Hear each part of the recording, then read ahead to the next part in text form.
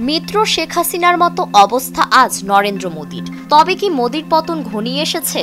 সাম্প্রতিক নিউজের শিরোনামগুলোর দিকে চোখ বোলালেই যে কারণেই মনে হবে মোদীর পতন এবার সন্নিকটে। কারণ এবার মোদীর বিরুদ্ধে রাস্তায় নেমেছে তারই দেশের জনগণ, আর তাদের মধ্যে হিন্দুদের সংখ্যাই বেশি।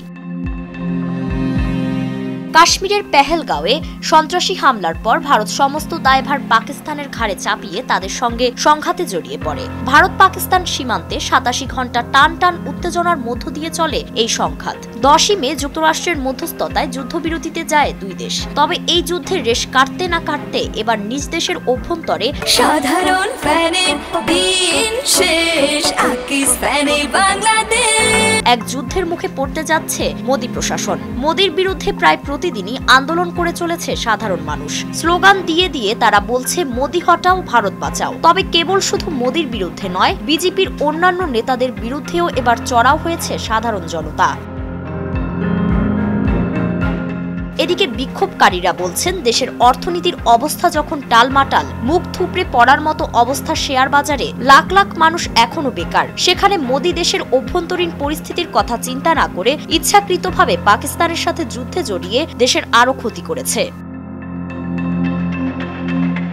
এখন পরিস্থিতি এতটা জটিল হয়ে পড়েছে যে মোদীর বিরুদ্ধে যেই কথা বলছে তাকেই গ্রেফতার করে নিয়ে যাওয়া হচ্ছে। আবার যারা এই আন্দোলনে অংশ নিয়েছে তাদেরকে মোদীর সমর্থনকারী সাংবাদিকরা পাকিস্তানের দালাল বলে আখ্যায়িত করছেন। তবে তারপরও আন্দোলন বিক্ষোভ থেমে নেই। তাই তো মোদী নিজের গদি বাঁচিয়ে রাখতে স্বৈরাচারী হাসিনার মতো বিক্ষোভকারীদের সাথে সংঘাতে জড়িয়ে পড়েছে। কিন্তু আন্দোলনকারীরা প্রকাশ্যেই বলছে যে মোদীকে টিকিয়ে রেখেছে গদি মিডিয়া। অনেকেই দাবি করছেন মোদী সরকার রাজনৈতিক ফায়দা হাসিলের লক্ষ্যে আর হিন্দুত্ববাদীদের উস্কে দিতেই এই উত্তেজনা তৈরি করেছে। কিন্তু পরিস্থিতি এখন নরেন্দ্র মোদীর বিপরীতেই চলে গিয়েছে।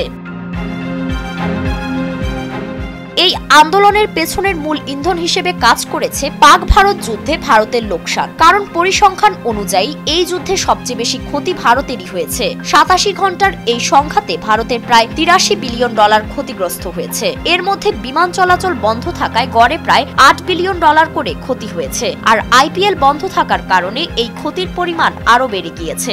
আধুনিক রাফাল সহ অন্তত ৬টি যুদ্ধবিমান ধ্বংস হওয়ায় ক্ষতিগ্রস্ত হয়েছে $৪০০ বিলিয়ন।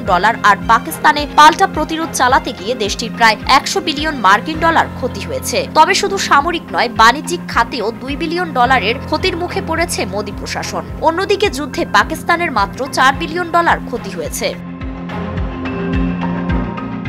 পাকিস্তান যখন বিজয় উল্লাসে মেতে আছে, ঠিক সেই মুহূর্তে নিজ উস্কানিতে যুদ্ধে জড়িয়ে আজ নিজ দেশেই আন্দোলনের শিকার মোদী। গ্রেফতার করেও পারছেন না দমাতে বিক্ষোভকারীদের। এমন চলতে থাকলে মোদী বিরোধী আন্দোলন শীঘ্রই মোদী হটাও আন্দোলনে পরিণত হবে বলে মনে করছেন বিশ্লেষকরা। এখন উপমহাদেশের রাজনৈতিকদের মনে প্রশ্ন একটাই, নিজের গদি বাঁচাতে পারবেন তো মোদী?